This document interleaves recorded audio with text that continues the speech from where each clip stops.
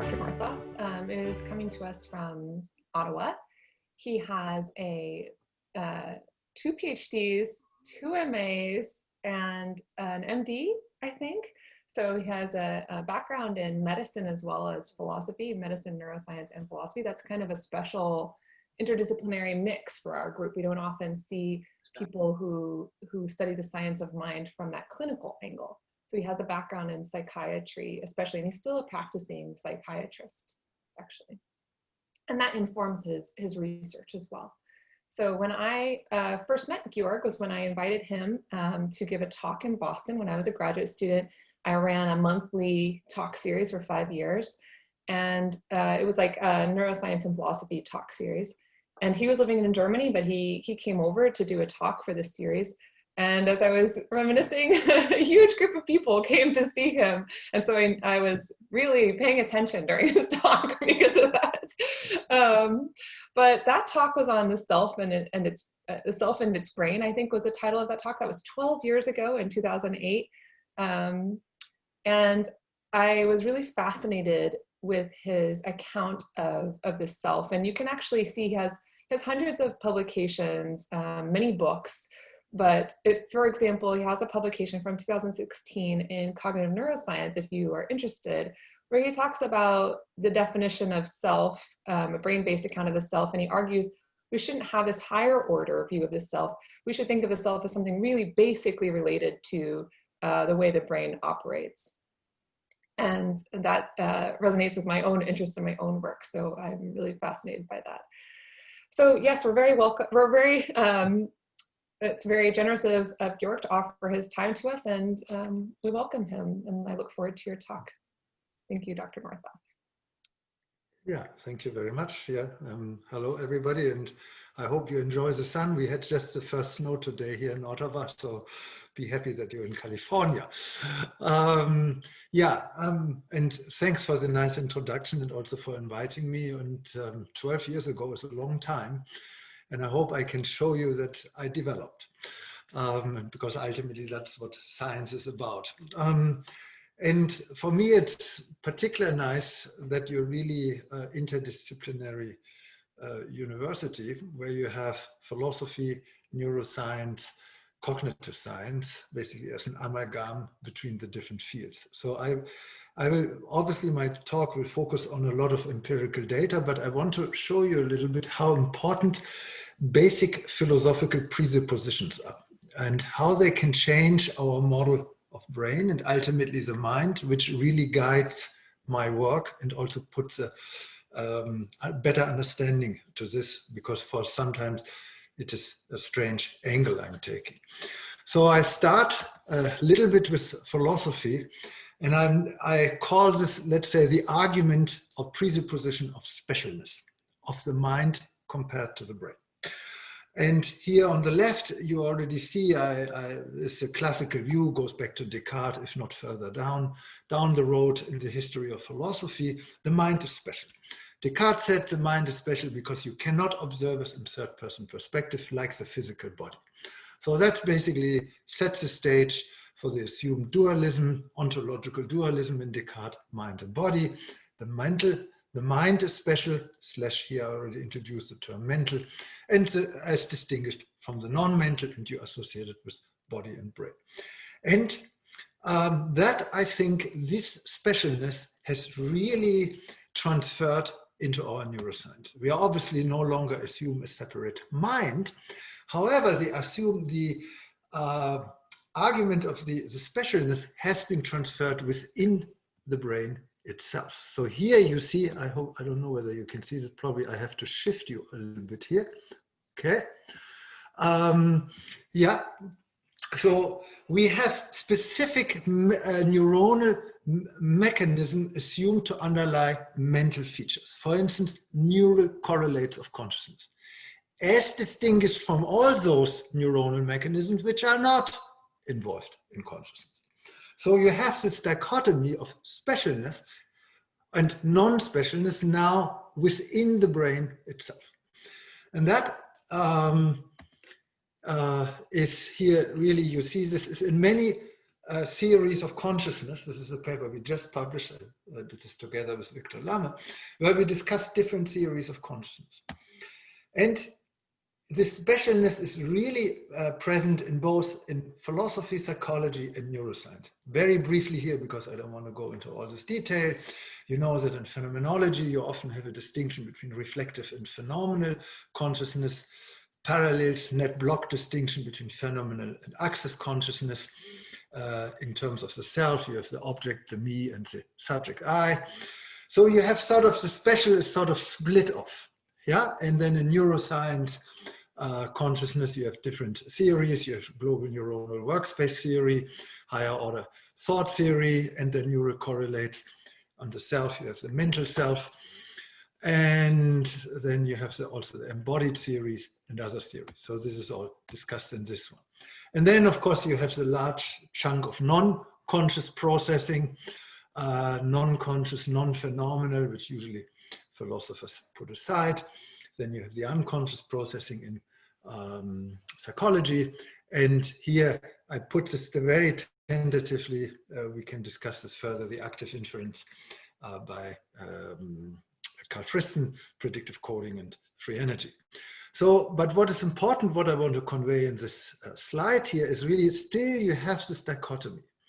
You have the specialness versus the non-specialness. The specialness is distinguished into different subsets of specialness, but still they're assumed to be special when compared to the non-special in terms of neuronal or psychological mechanisms. And that means that you look for the difference.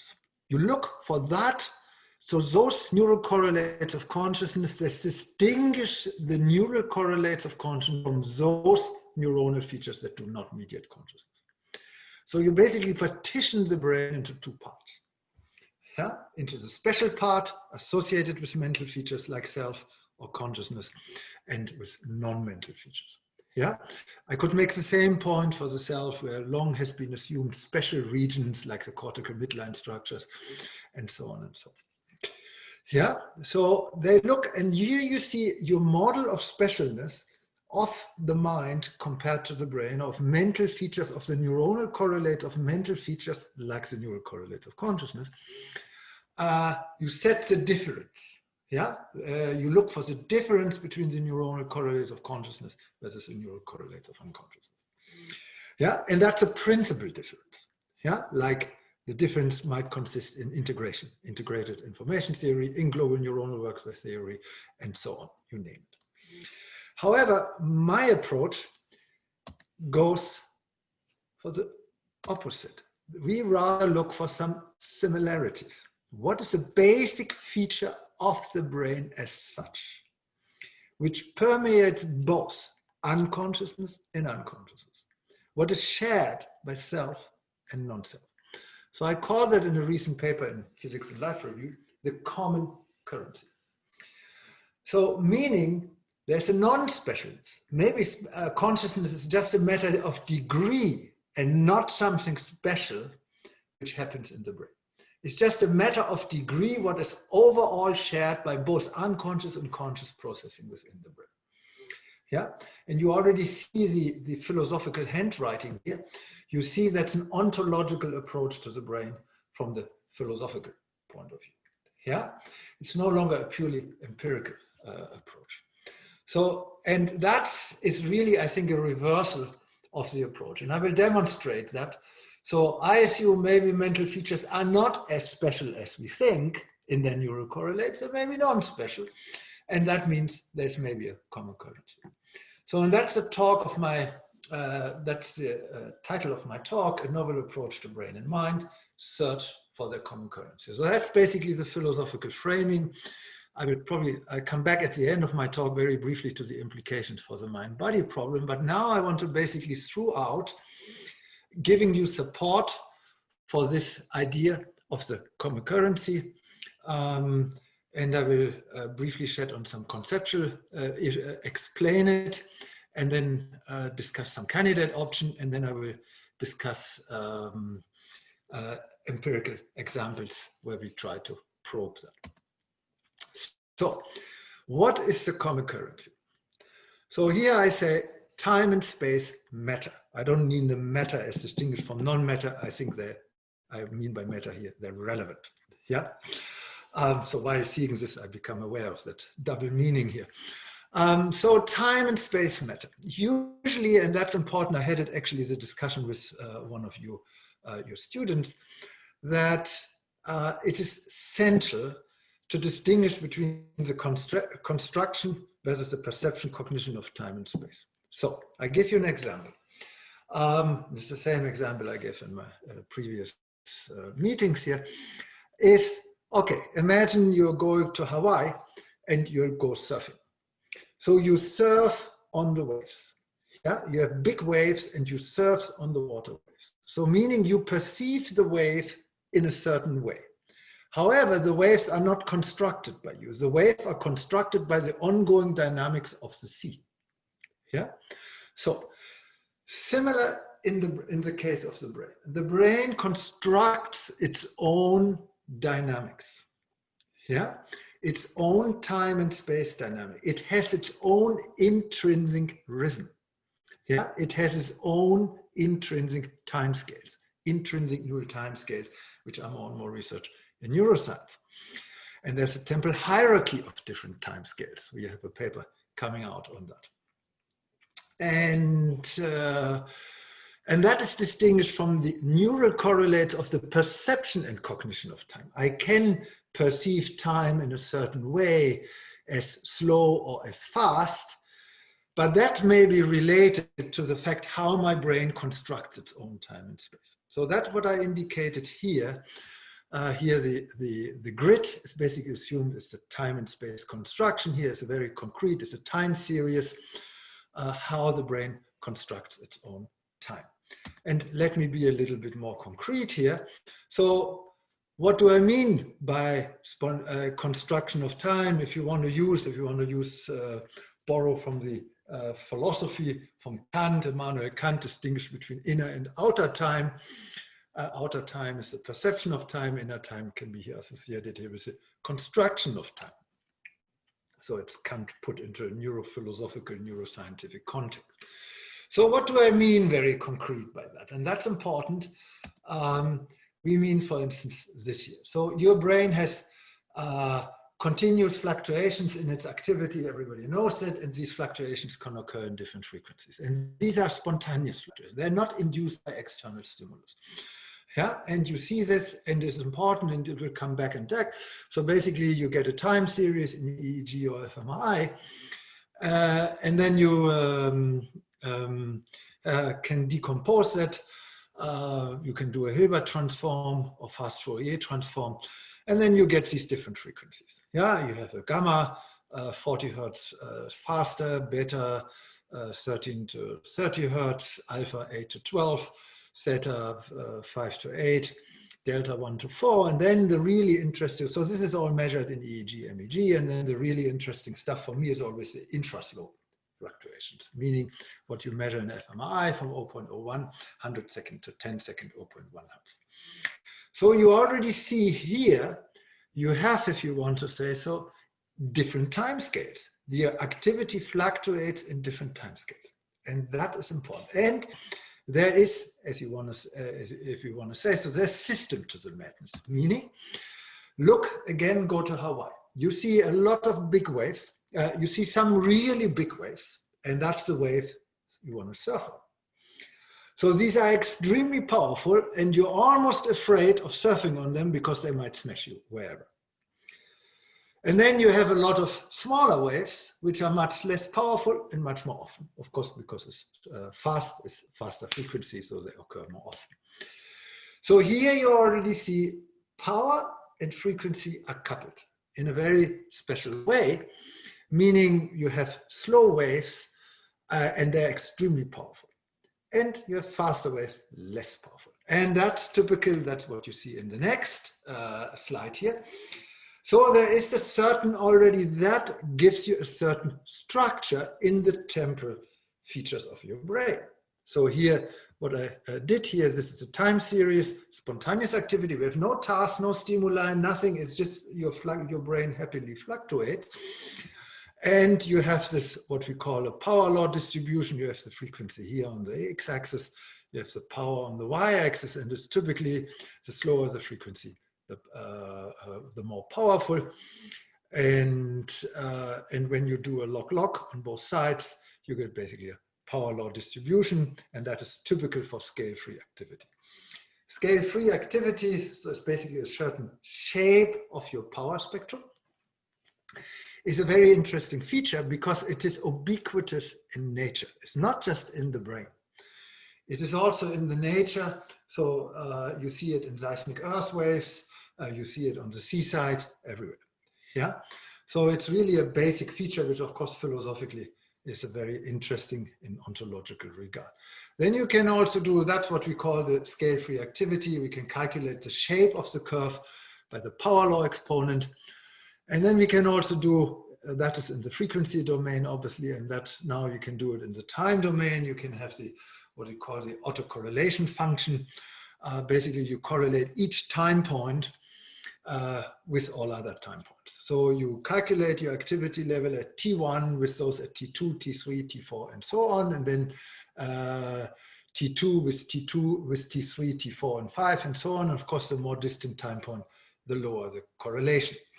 Yeah, and that amounts to a autocorrelation window. So that gives you a certain time scale. If your autocorrelation window is longer, you have a longer time scale, probably a window for integrating different stimuli, which is yet unclear. And interestingly, in the brain, again, you have different regions showing different autocorrelation windows, shorter and longer. So there's already a certain temporal hierarchy. This all may sound very abstract to you, but you will see I fill it with some life later when I link it to mental features. So, and now I say that this kind of temporal dynamics and also spatial dynamics, which I push a little bit in the background, we can yield it in the discussion later, what I mean by the spatial dimension here. That is now the question that they're key for what provides the bridge or the link between neuronal and mental features. Yeah, when you look, philosophically speaking, you have neuronal features, you have mental features, they look principally different. One can be observed in first-person perspective, the other one in third-person perspective. The one has the famous qualia, what is it like to be a bat, Thomas Nagel. The other one does not, and so forth, and has been lots discussed in philosophy, and you probably all know that very well.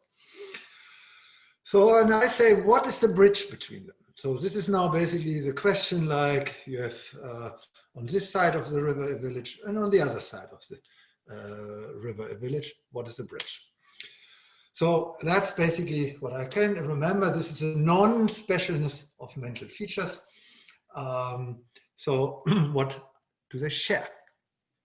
What does the brain in general share with mental features in general? So that's the quest for the common currency of neuronal mental activity.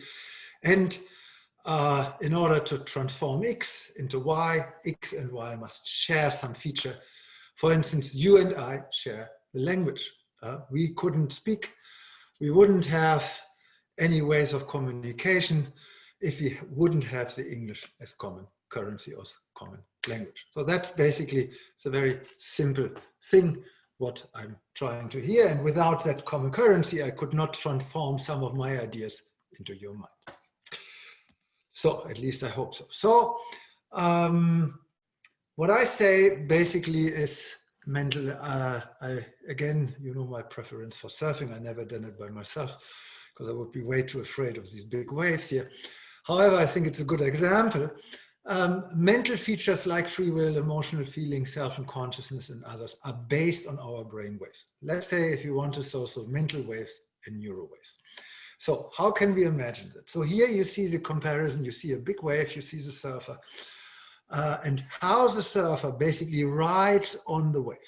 So now you have a certain content coming in. You see my picture, you see my movements, and the movements which provide the input to your brain are basically now surfing on your brain spontaneous activities wave. Yeah. So, and the better they can surf, meaning the better they fit, let's say the speed of these movements which I do, the better they fit to the speed of your neuronal activity, the better you will be able to process and follow my thing. Yeah, it's like dancing. You synchronize with the rhythm of the music, the better that match.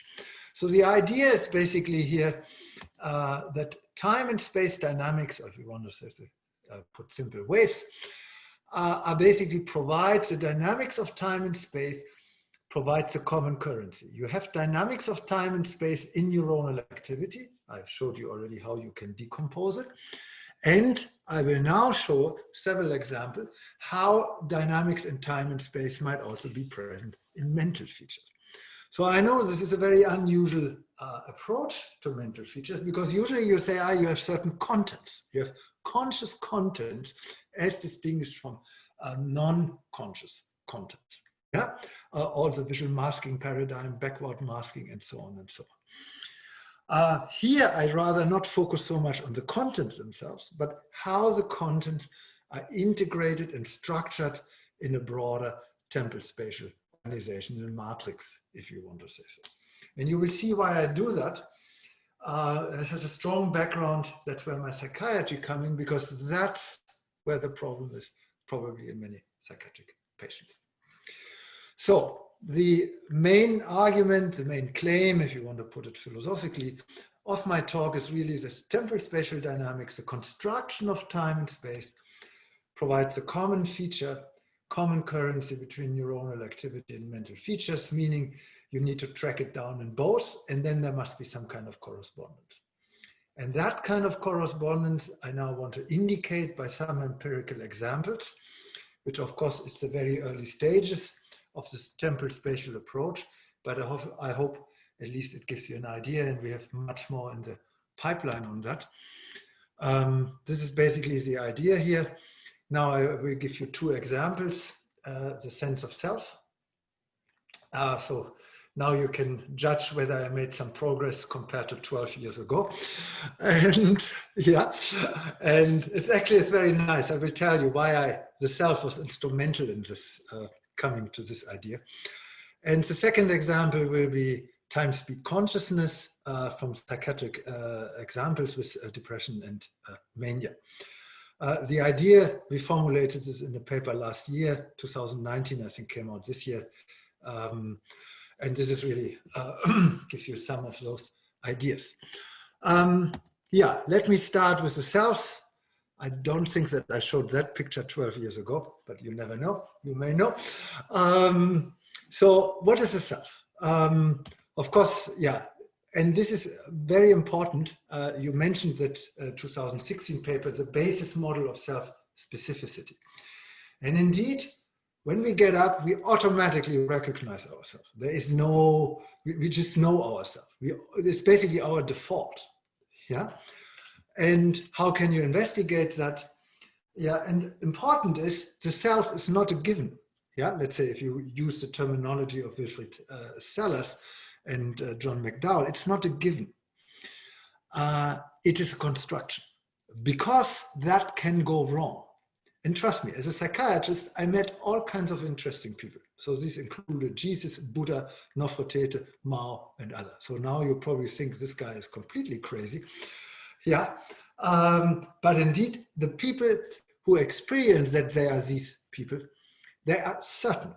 There is a certainty is unbelievable. Yeah, there is no way that you can convince them on a cognitive level. There's no way.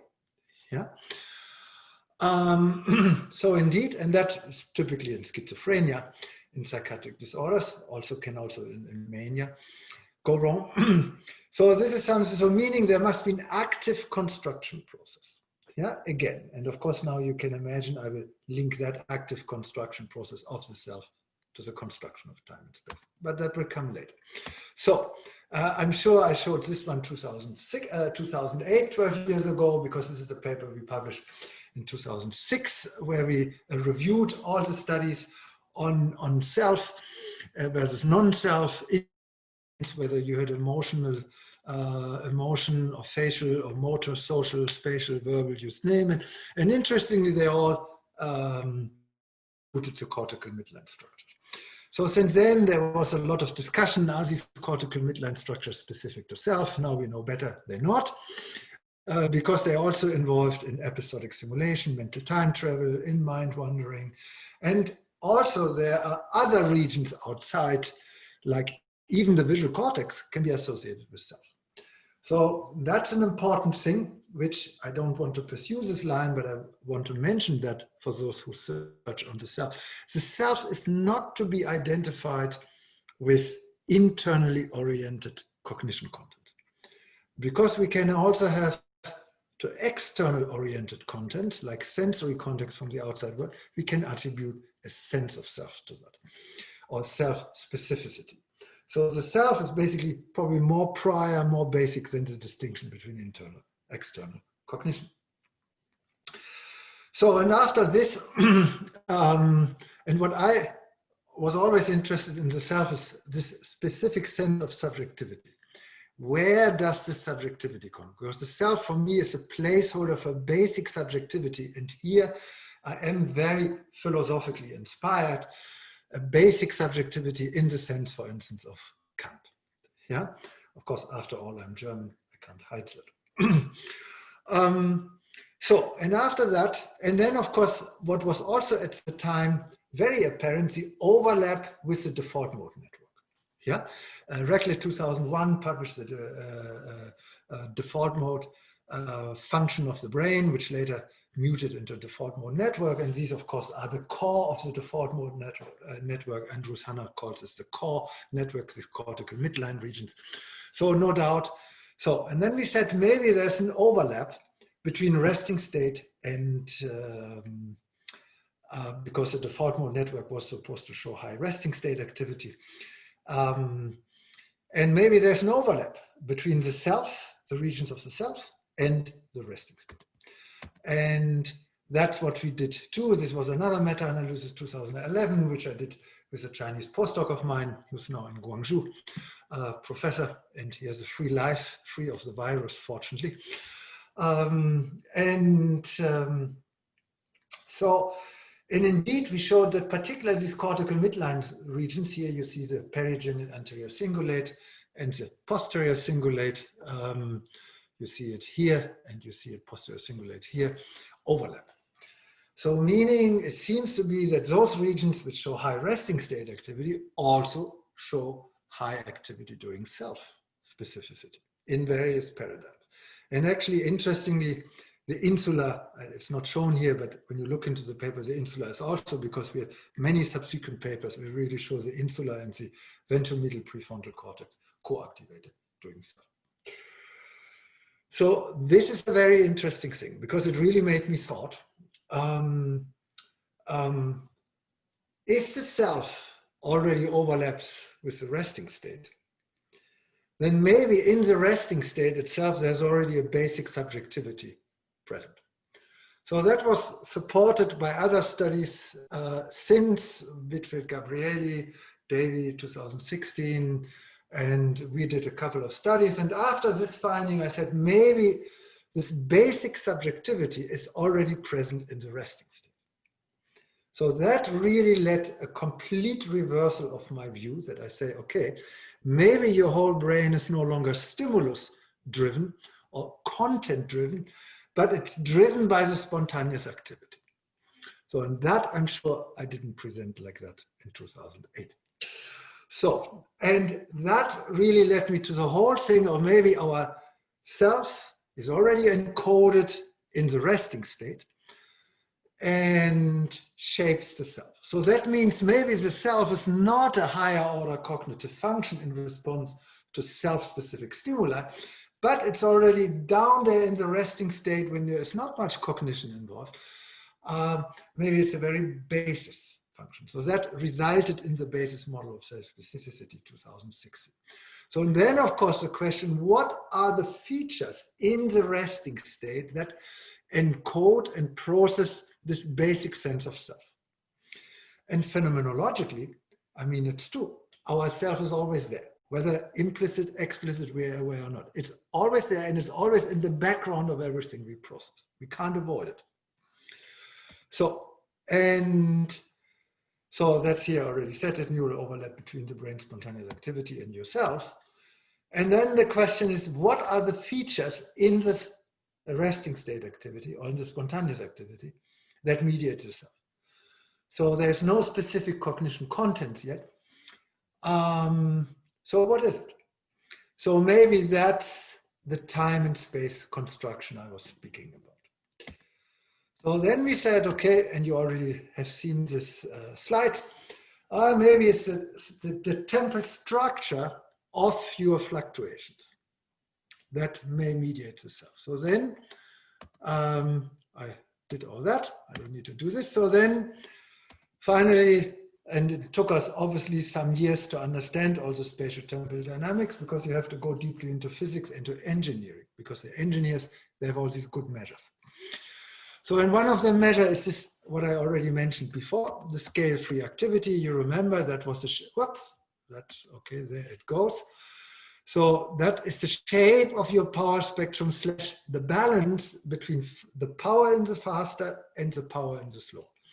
The balance, the shape of your power spectrum, if it's more steeper, if it's like this, you have a high power law exponent because your slow frequencies are really strong.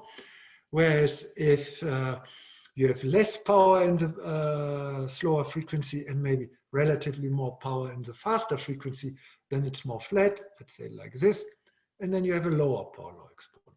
So now we were interested in how this power spectrum, the shape of the power spectrum, maybe is related to the self. So, and this is a paper, this was our early start on all of this. So, and here you can see here the temporal structure of resting state activity, of course, because we say it encodes the self, in the medial prefrontal cortex predicts self-consciousness. So what did we do here? We investigated different subjects in fMRI resting state. What is important, and they also had the self-consciousness scale, which is a scale where you have a psychological scale, how much aware I am, and it has 3 different dimensions, private, public, and social, about how much you're aware of your own self-consciousness. So, and here you see, and this is very interesting, we did this particular again, of course, for these cortical midline structures. And you can see here, again, the usual plots. On the x-axis, you see the frequency range, and this goes from 0.01, 100 hertz, to 0.1 hertz is the typical band passing for the fMRI data, what you do. And you see here on the x-axis, the power.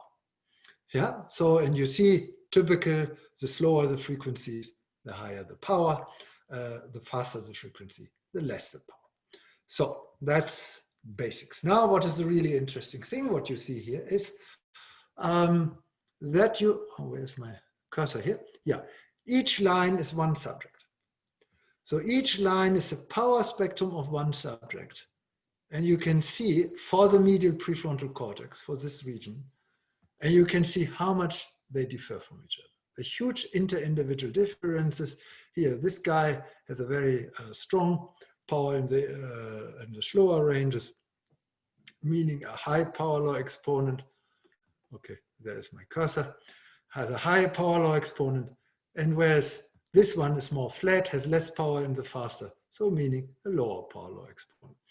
And you also see, interestingly, sort of when you look, the shape is slightly different between the medial prefrontal and the posterior cingulate cortex. So that each region has also its own intrinsic timescales. Yeah. So this is important. And then, so now the question is, are these inter-individual differences in the power spectrum, in the shape of the power spectrum, related to the self-consciousness? So this is what you see here on the right.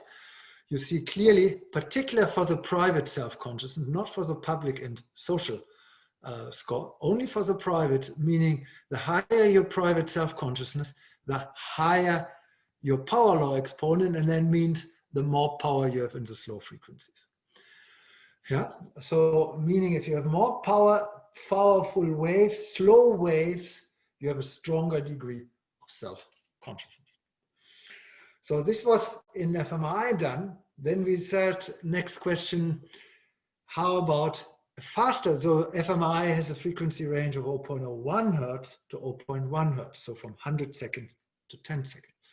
So then we raised the question, how about in the faster frequencies of EEG, like from 1 hertz to 50, 60 hertz.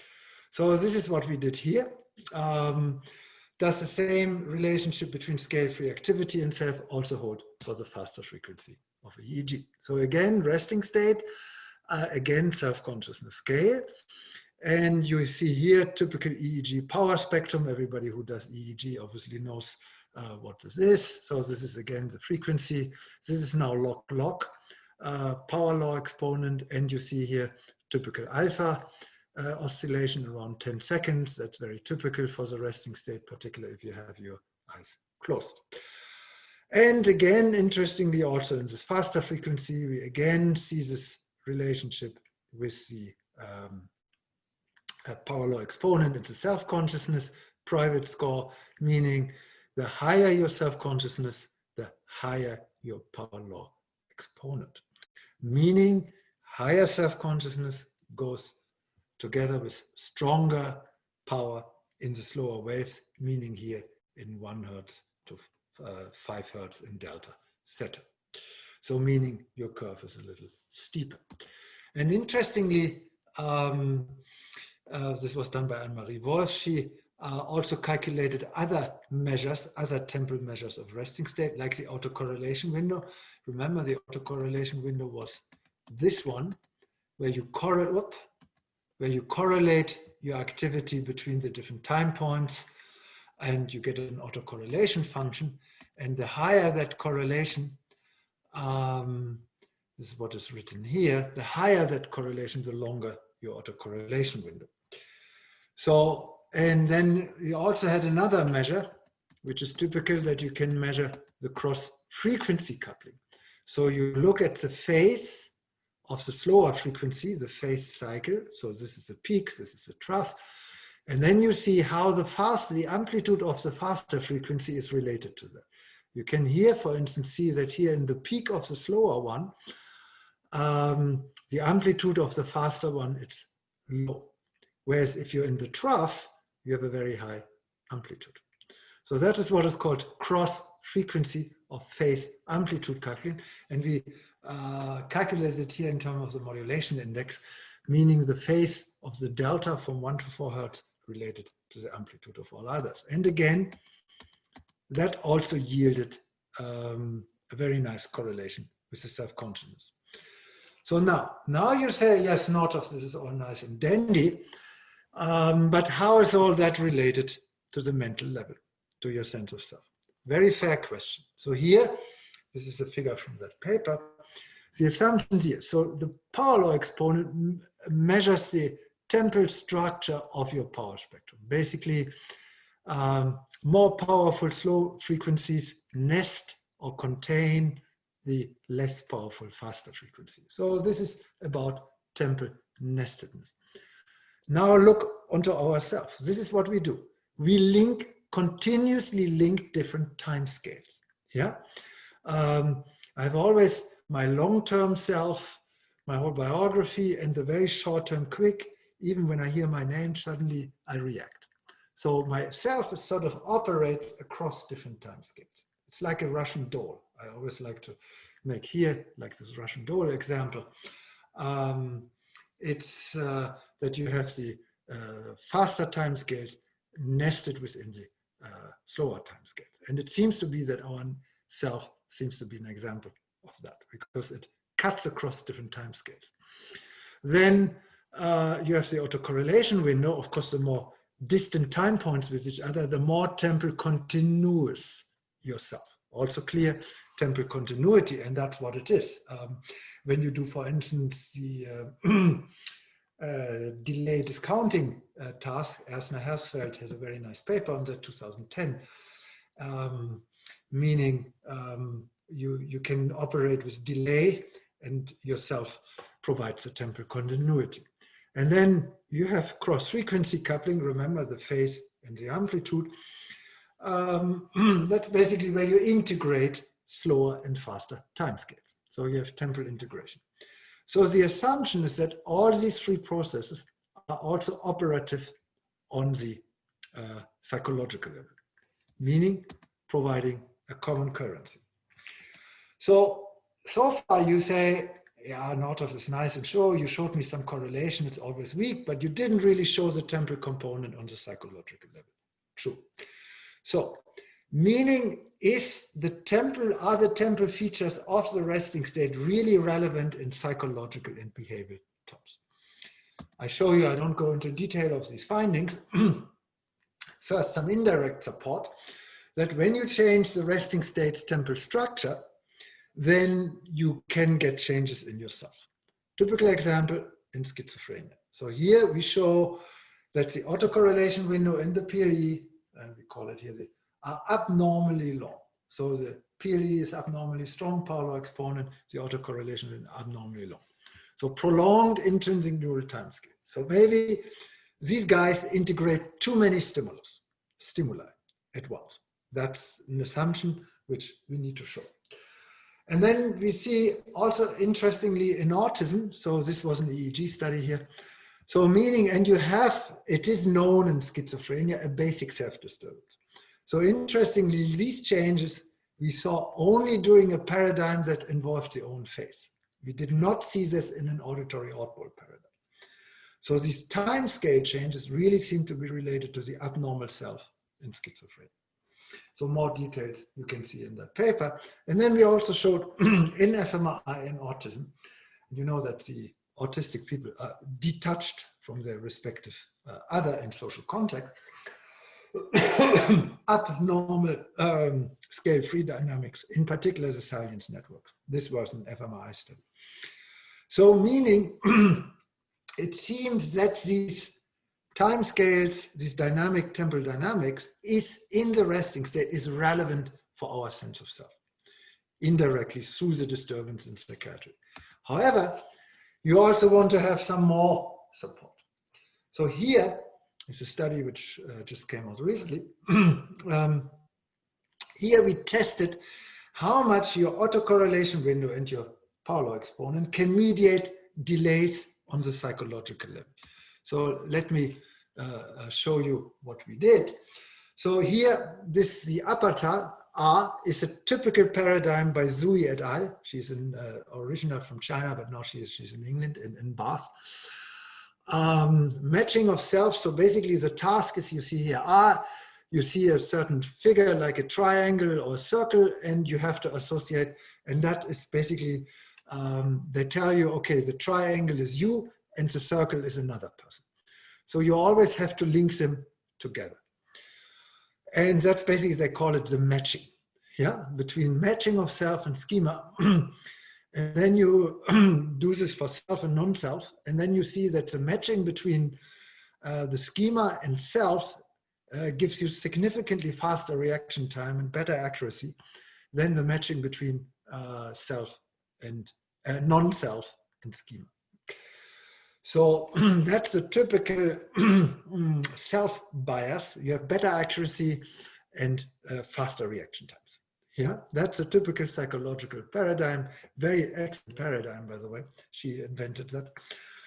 And what we now did, sorry, what we now did is we inserted a delay. So we presented the schema, but we did not present it together with the indication whether it's you or me. We delayed that. So we built in a delay here, 40, 120, 700 milliseconds. And here people had to make the judgment. Judgment was made here in the standard task, here in our temporal thing. So that's what we did. And in order to test how much the self would affect these delays, whether the self bias with better accuracy can be maintained also throughout these delays. So that would mean that the self has an inherent, on the psychological level, has an inherent temporal component. And then in the second step, we also did EEG, resting state, and then see whether they predicted these delays, our time scale. So here you see the efficiency scores. And you see clear the mean efficiency. So here, particularly look for the accuracy. You see a higher accuracy for the self than the non-self and the zero. That replicates the previous findings. But what particularly you see, that higher accuracy is maintained throughout all 4 delays. It's a little less in the 700 millisecond, but it's so meaning your delay will not affect your self-bias. So that really suggests us that maybe there's an intrinsic, inherent temporal dimension to the self, meaning the self-bias is preserved across temporal delays. It's a little bit, when you look into the reward domain, the delay discounting. So now, next step. Now we did EEG in those guys, resting state. And again, of course, now we did the same measures as before, autocorrelation window, power exponent. And we wanted to see whether, again, they correlate here, particularly in the midline structures, and indeed they did. Meaning, the higher your PLE, power law exponent, and your autocorrelation window in the posterior cingulate cortex, the higher your self-bias over the delays. So meaning, we calculated for each subject the steepness of that curve, and then linked that to the power law. Meaning, we included different time scales, the different time scales of our delay on the psychological side, and linked that to different time scale measurements on the neuronal side / the power law exponent. So you see here some methodological similarity, different time scales in one domain, on the psychological domain, different time scales measurement on the neuronal domain. And you can see this here, meaning the higher your PLE, meaning the more power in the slower frequencies, the better your self effect is preserved over the different delays. So you see a direct corresponding between the relationship of the power in the different time scales neuronally and the self effect across different time scales on the psychological side. And the same for the autocorrelation window, meaning the longer the better your different time points correlate with each other, the longer your self effect is preserved, and the better your self effect is preserved. Also, so you see some already correspondence between the neuronal domain and the psychological domain. So now the next step, of course, that you say, Georg, why not applying your autocorrelation window and power law exponent also to the data, to the time series on the psychological level? That's exactly what we're doing now, but this is not an easy one because you need to calculate these measures, you need a lot of data points.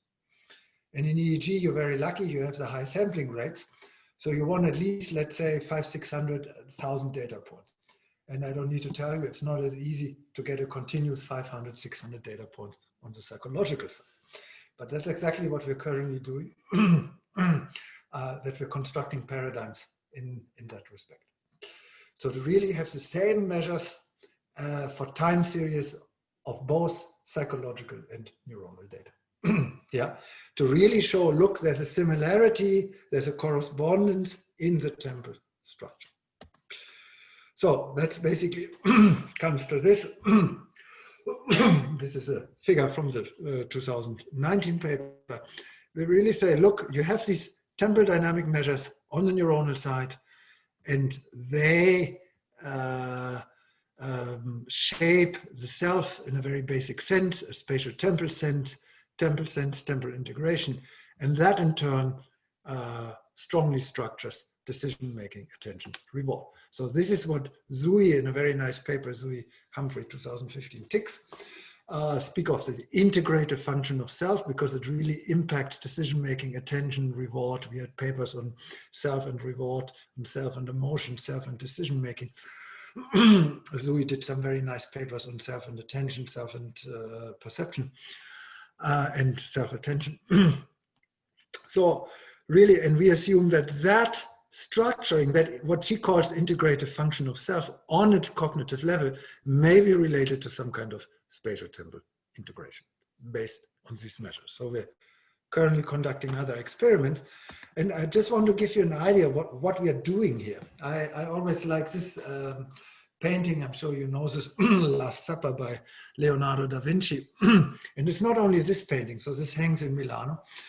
And unfortunately, I cannot go to Milano now because of the stupid virus. Yeah, I love Italy. I'm very often there. So, when you look at the Da Vinci's painting, it's unbelievable. So look at this painting. You have the feeling that all these apostles are basically moving. When you just have 1 millisecond later, there would be a different posture.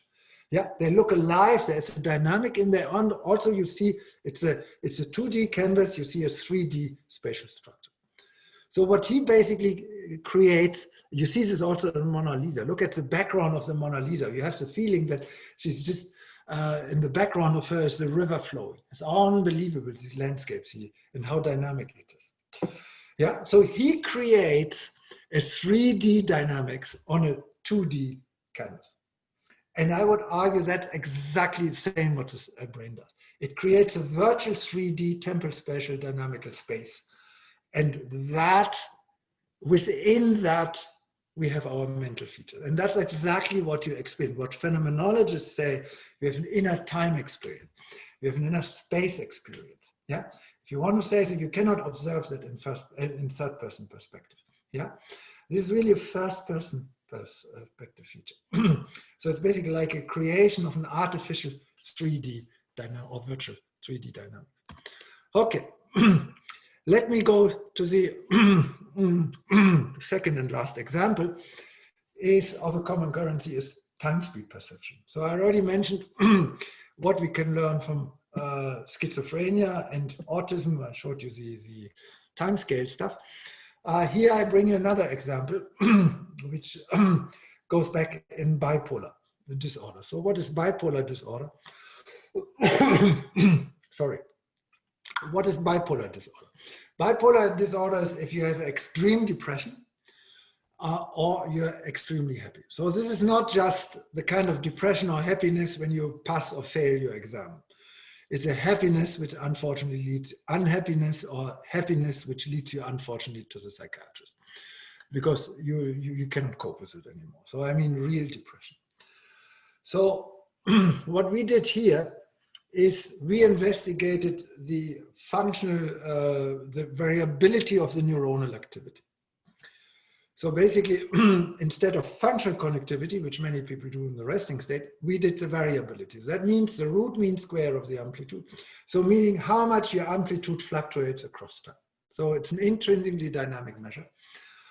And the fluctuations in your amplitude. And the idea was here, if your amplitude fluctuates more, your activity is faster because your fluctuation, if something fluctuates and very fast, then you have the feeling, okay, it's fast, time speed.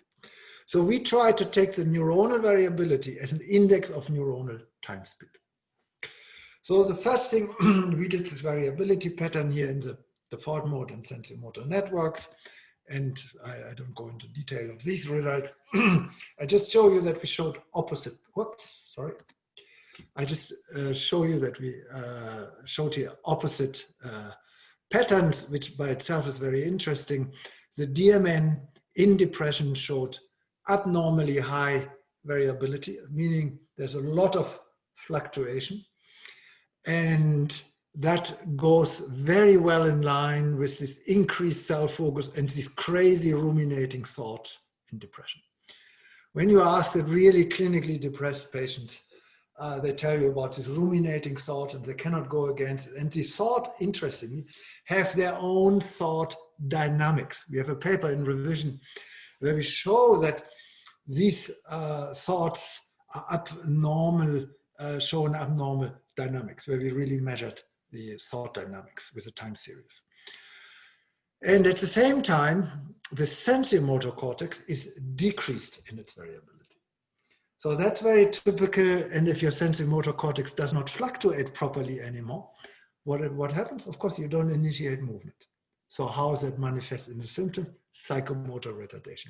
People don't move. When you're depressed, you cannot get up in the morning. You can cognitive, you want to get up, but you just can't. Why? Because your dynamics doesn't give you the kick. Yeah, meaning neurophysiologically, probably your amplitude doesn't fluctuate sufficiently high as to cross the threshold to initiate a movement. And interestingly, in mania, we saw exactly the opposite pattern. What do you see in mania? These people move around like crazy. They cannot stand still. If I were mania, you would not see me on the screen anymore. I would just move throughout the whole room. Yeah, unfortunately, I cannot demonstrate this now in person. Whereas the DMN is decreased. There's no variability. So after this finding, I asked some of my patients, what do you think in the manic episode? And most of them told me nothing. I'm just acting. I'm just complete. And that's what you see. They're stimulus dependent and completely go with that. Yeah. So, and one feature, a very typical feature for depression is slowness of time. Nothing moves. Everything is in the past. Nothing moves. It's a subjective time perception. It drives them crazy. And in mania, they're way too fast. So this has been often described, particularly in so-called phenomenology of psychiatry. And so here. And what is important, you haven't, remember I introduced the inner and outer time. So outer time is the time speed in the outer world. Let's say the train goes in the first time speed, that's outer time speed, the way I perceive it. Whereas the inner time is my own inner time. When I'm very nervous, my inner time is very fast, yeah, because I'm just completely nervous. Yeah, when I'm acute anxiety attack, yeah, my inner time is very fast. In depression, it's the opposite. The inner time is slow, is sluggish. So imagine, how does it feel when you have the feeling that nothing changes? Of course you become depressed. Very normal. Yeah? That's what happens in depression. So you have a desynchronization between your inner time, which is too slow, and the outer time. So typically, when you play fast music, for the depressed patient, it's too fast. Cannot follow, cannot dance, it's too slow. Yeah? It's too slow, they cannot move with it. Yeah? Whereas for the mania, it's exactly the opposite. They're also desynchronized, but in the opposite way. Meaning, for them, we are too slow. And they are too fast in the inner time. So what happens when you have the feeling that the other person is too slow? You become impatient. Yeah? And at some point, you become aggressive. What is this? Yeah? So why is this? Because we take usually our inner time speed as our default. And that's very important. We take our inner time speed as a baseline against which, or relative to, we perceive the outer time speed. So this is here. So if your inner time is too fast, then objectively the same time, objective time, you will perceive as too slow. And I give you a very nice clinical example. I discussed it with one of the students. I had a patient back in China. She came with her mother. She was a 14-year-old girl, and she didn't speak at all. So we call this mutism.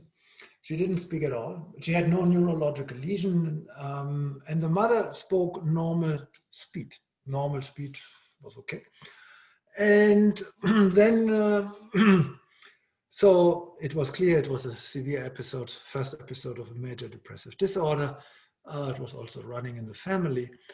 And then later, okay, she recovered her speaking. And then later, I asked her, why didn't you speak at the beginning? He said, you know, I knew that my mother spoke normal speed, but for me, it was too fast. I couldn't follow, so I couldn't speak. Yeah. So here you see the discrepancy because her inner time too slow, and she also complained nothing moved. Yeah. And that's typical for depression. That's one of usually of the earlier symptoms when they already, something changes, everything is slow and dragging.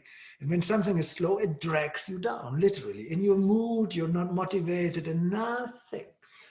Yeah, it's terrible. And, and then, of course, also new movements and everything. So there's a desynchronization between inner and outer time speed. Inner time speed is either too fast or too slow, and depression and mania. So that's well documented. We tested that in the time perception and everything, and could find that in temporal production task. So now the question is, how is time speed represented on the neuronal side? So I already mentioned that we operationalized neuronal time speed by neuronal variability changes. Yeah, so meaning how much does your activity fluctuate? Is the amplitude is often very different and very fast different, then we have a high neuronal time speed, if not low. So in that you can calculate by neuronal variability, and that you can calculate either in fMRI, either with the standard deviation or the amplitude of low frequency fluctuation. Here we did the standard deviation. So then the second question was, where is inner and outer time speed, let's say in parentheses, represented in the brain? So for inner time speed, it's pretty well somatomotor network, subcortical, cortical regions, dopamine, basal ganglia, thalamus, somatosensory, motor and sensory cortex. That's quite well known for time speed. For instance, Parkinson patients also very typical. So that was the easy part. Then the more difficult, where is outer time represented? So then we said, okay, maybe in outer time is that where the external stimulus, the input, is processed first in the brain. Meaning that's where the intrinsic activity, the spontaneous activity, let's say in your visual cortex, encounters the stimulus. And if that spontaneous activity in visual cortex is too fast, it may process the external input also very fast, or the other way around.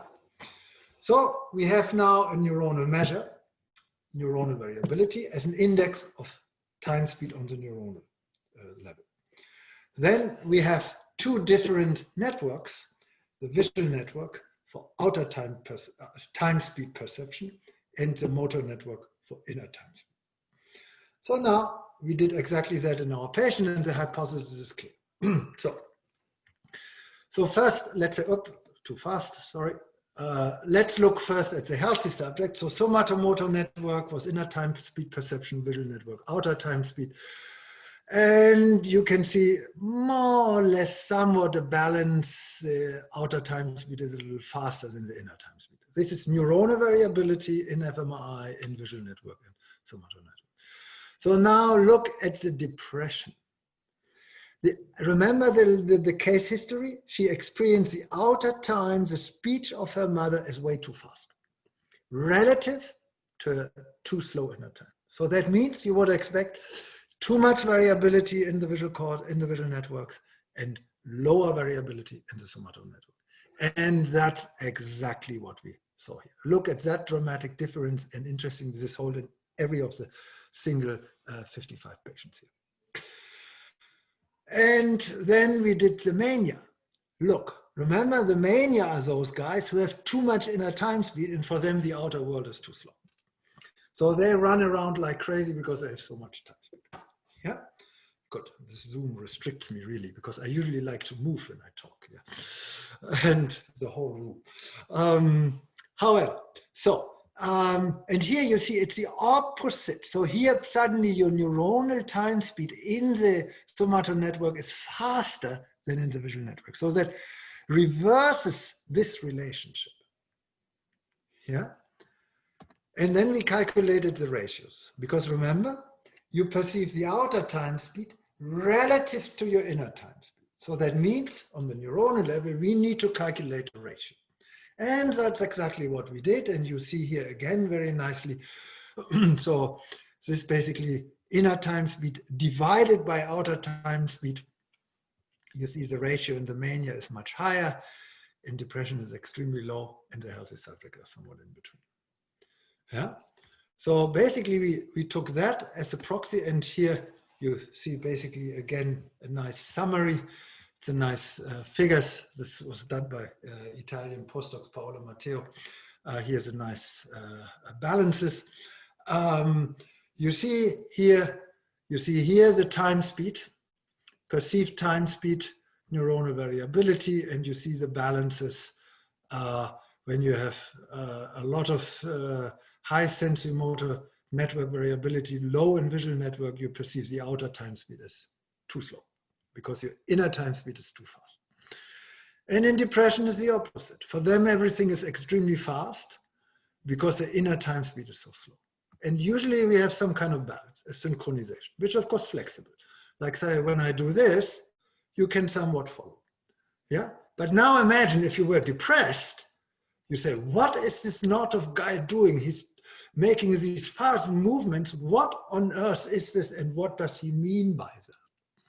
Now, if you're manic, you would say this Northoff is really a slow guy. I mean, this, I don't listen to it, it gets on my nerves. Yeah, just toggle, yeah, a little faster, okay? So that's, and of course, what is also important, you have no cognitive control. These are dynamic mechanisms. They're outside your cognitive control. You cannot voluntarily impact them. So, and then we also correlated them. And again, you see time speed is here. The common currency, the shared similarity between the neuronal level and the mental level, yeah? So again, that's the bridge because you can measure the time speed on the neuronal level and on the mental level. So, and here we also did a correlation with the symptoms, what you can see. And also interestingly is particularly the ratio between outer and inner time speed predicted the symptoms. Yeah, so which is by itself interesting, is not either the visual or the somatosensory variability / inner or outer, but the ratio between. That really supports the view that you perceive the outer time speed relative to your inner time speed. Of course, it's a very tentative thing, but still. Yeah, and here you can see this is sort of the idea. Again, basically visualized in a slightly different way. Here you have the different time speeds on the neuronal side, too slow in depression, medium, optimum, too fast in mania. And then you see the psychomotor speed. Yeah, that's more on the psychological or mental level, how you perceive it. You have a synchronization here, it's too fast or too slow. Yeah, and that's what we mean by common currency, shared similarity. So meaning I can bridge the gap between the neuronal and the mental level by using temporal dynamics as a feature which I can analyze in both. That, of course, I think this is that, and remember that's the shared similarity is a common currency between states. Yeah, so here it's basically said common currency, time speed mediated between neuronal speed and mental speed. We want to say so, yeah.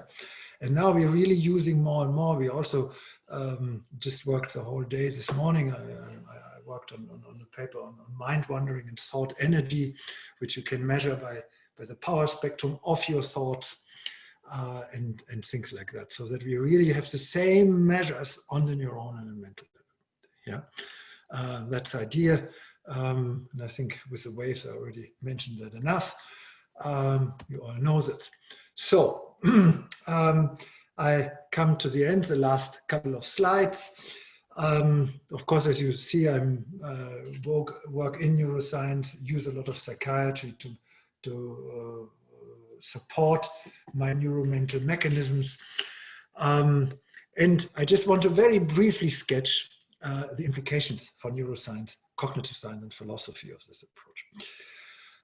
Because I think it really, it's not just one little thing, it's really a basic different model of the brain.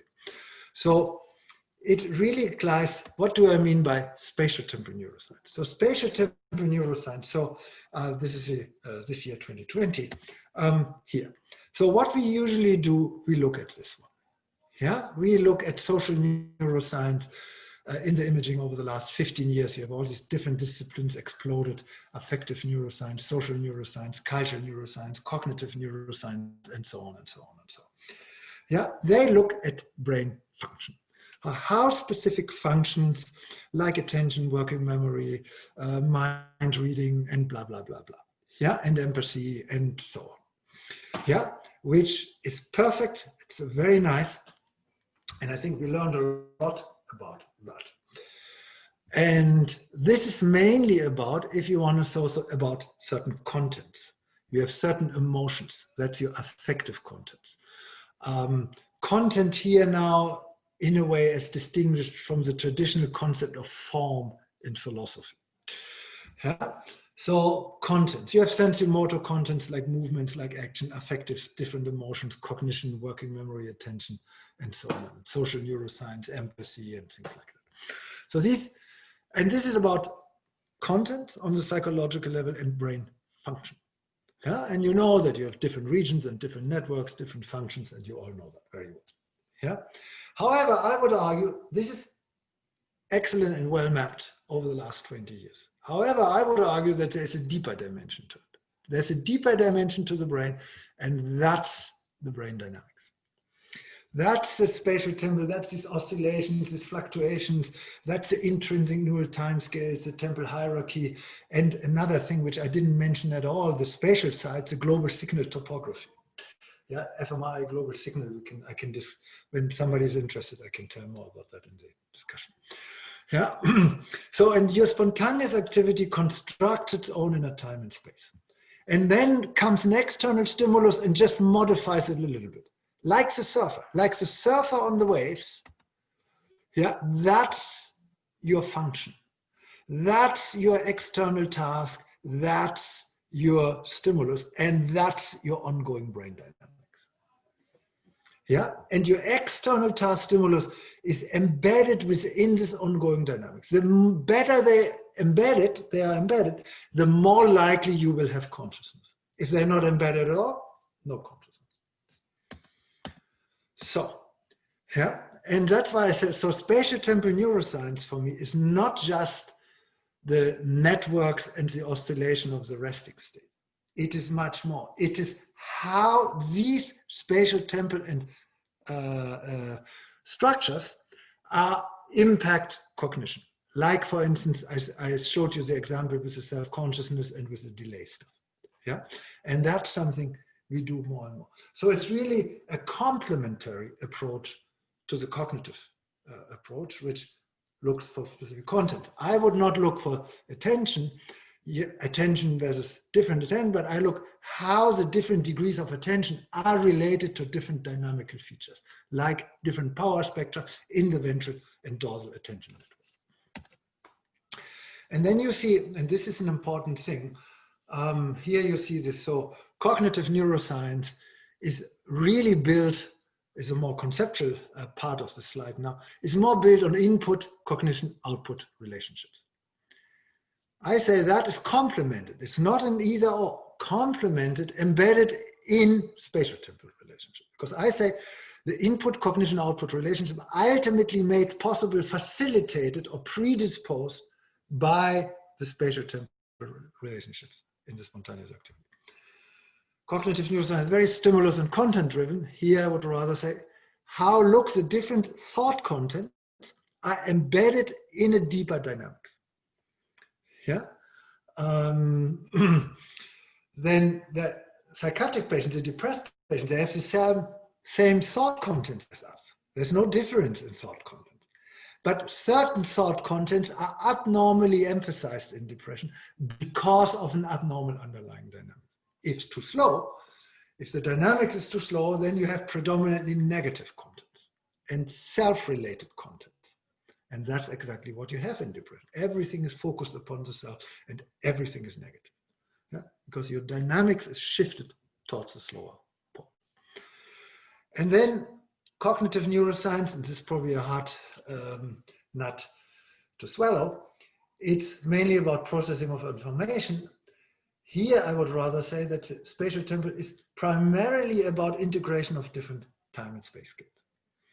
Meaning, when your brain is in a complete random state in its dynamics, it does not process information anymore. Yeah? So, and that you have, for instance, in mania, you're extremely fast, you don't process information anymore, it's over. Yeah? You don't integrate more, you're just so fast and there's no balance by the slower stuff, so you don't process proper information anymore. And then, of course, they get completely psychotic. Yeah? So meaning your brain is not just about information processing. So there is a deeper dimension of brain dynamics. Yeah, and the idea of spatial is exactly this one. It's of course describing this one. So we have a lot of really basic neuroscience work that we look for how the brain is temporally and spatially organized. The main features are here the intrinsic time scales, as I already mentioned, scale reactivity, autocorrelation window. On the spatial side is a global signal topography in fMRI. But we also look how those features impact behavior in these different functions, what I showed you in this. And that ultimately leads to what I call the spatial temporal approach to mental features. So we have different models and theories for different mental features. So in psychiatric disorders, the psychiatric symptoms are primarily spatial temporally based. We call it spatial temporal psychopathology. In consciousness, we say that consciousness is mainly based on temporal spatial dynamics, temporal spatial, where is my arrow here? Temporal spatial theory of consciousness, TTC, which has been picked up a lot. On mind wandering, we're in the early stages, developed a spatial temporal theory of task unrelated thought. From brain dynamics to threat dynamics, more will come on that front, and continuously work on is, as already mentioned, the basis model of self-specificity, where we say the self is a basic function rather than a higher order cognitive function, and that is mediated by the spatial temporal dynamics. So, second to last slide, or third to last slide, why temporal spatial dynamics? This is the implications for philosophy here, because they are shared by both world and brain. So it's a very physicist approach to the brain. It's a very physicist and very philosophical approach to the brain, an ontological approach. Because mental features, the brain shares a certain overlap, not complete, with the temporal spatial dynamics of the world. So you have this beautiful quote by Nikola Tesla, who was, by the way, look it up in Wikipedia. Very interesting guy, really interesting guy, very idiosyncratic, but very clever.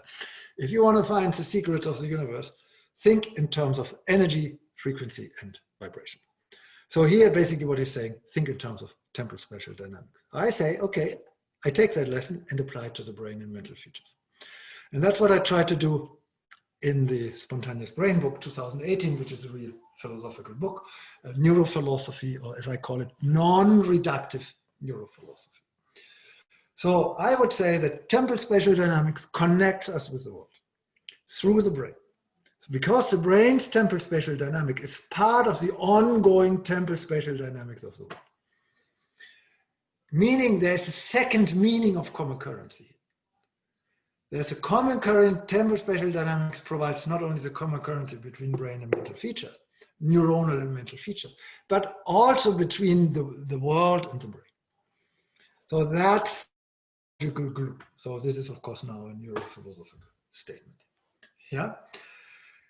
And that I developed, and that ultimately, without going into detail here, that has major implications for philosophy.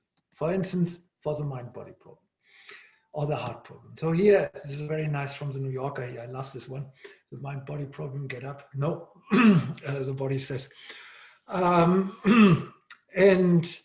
I argue maybe because it's still the assumption of specialness here.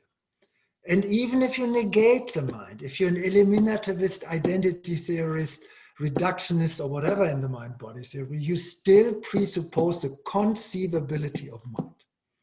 Even if actually you negate it and reject it. But for rejection or negating the mind, you still need to presuppose the conceivability of mind. That's what the mind-body problem is about. So that's the origin for me of the mind-body problem. That may be logically feasible, but I say naturally it's not feasible. In the natural world, it is not. Yeah? So there I would rather say, because it is really the brain shares, and the degree to which the brain shares the time and space dynamics with the world, time and space dynamics, that makes possible your mental state. That provides a necessary condition of possible mental features of consciousness. Yeah, and that necessity is very important to bring that in, so you can read chapter 10 to that. That's why I ultimately say it's the brain's relation to the world and how the brain adapts to the world. So that's why I speak of a world-brain problem in an ontological sense. Admittedly, I did not provide much empirical support for that here, but that's in work. So that's why I say, I say the mind-body problem or mind-brain problem might be a feasible problem in the logical space of reason, to cite Sellers and McDowell, but not in the logical space of nature.